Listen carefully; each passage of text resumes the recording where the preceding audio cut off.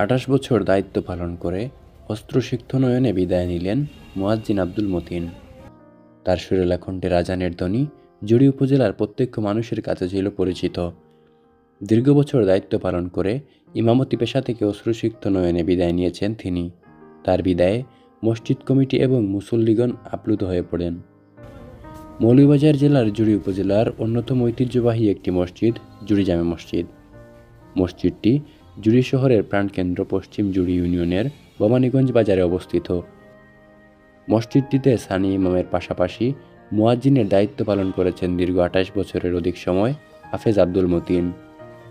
জানা যায় 1996 সালের জুন মাসে সানি ইমামের পাশাপাশি মুয়াজ্জিন হিসেবে যোগ দেন হাফেজ আব্দুল মতিন। ওনার বাড়ি ময়মনসিংহ জেলার ঈশ্বরগঞ্জ উপজেলায়। মাত্র 30 বছর বয়সে এই মসজিদে আসেন তিনি। এরপর দেখতে দেখতে 28 বছর 5 মাস দায়িত্ব পালন করেন। দীর্ঘদিন থেকে তিনি হার্ট সমস্যা, ডায়াবেটিস ও উচ্চ রক্তচাপ সহ বিভিন্ন সমস্যায় ভুগছেন, যার জন্য পরিবার থেকে চাপ আসছে এই দায়িত্ব থেকে অব্যাহতির। বিষয়টি নিয়ে মসজিদ কমিটির সাথে আলোচনা করে গত শুক্রবার 8 নভেম্বর বিদায় নেন তিনি।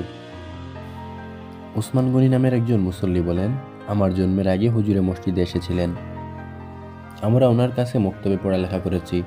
আমাদের বড় ভাই বোন সবাই ওনার কাছে পড়েছি। হুজুরের অসুস্থতার কারণে চলে যাচ্ছেন, কিন্তু কষ্টে বুকটা ফেটে যাচ্ছে। আমি ছোট থেকে বড় হয়েছি আজকে বয়সের এই জায়গায়। আমি ছোট থেকে বড় মানে ছোটকালে আমি যখন হুজুরের কাছে পড়তে আসতাম, আমি শুধু না, আমার অনেক বড় বড় ভাইয়েরা, আমার বড় বোনেরা, আমার এলাকার অনেক বড় ভাইয়েরা, ওনারা হুজুরের কাছে পড়তেন। অনেক ছাত্র ছিল। আমি ছোটবেলা যখন হুজুরকে দেখতাম বা একটু বুঝাবার পর মনে করতাম বা আমার মনে হতো যে হুজুর যখন বাড়িতে চলে যাবেন তখন না জানি কিভাবে মানে এইসব চলবে বা একটা কিরকম মানে এই দূরত্বটা আমি কখনো কল্পনা করতে পারতাম না। এটা হুজুর আমাদেরকে খুব আদর করতেন।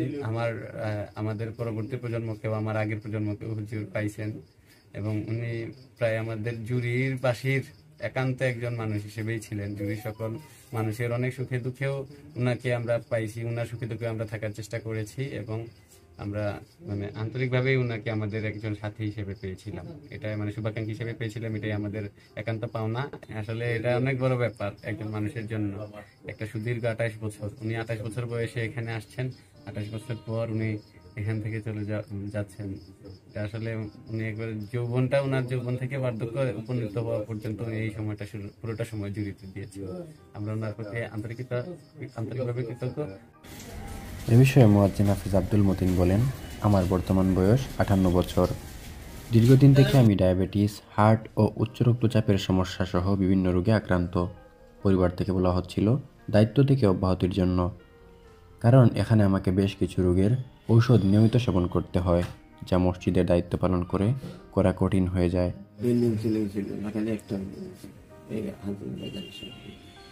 আর কৃষি ব্যাংক আছে, পাম্প আছে, এখন তো চতুর্দিকে বিল্ডিং সিল্ডিং হয়ে মানুষ উন্নত হয়েছে, মার্কেটে পেয়েছে, মোটামুটি ভালোই লাগতেছে।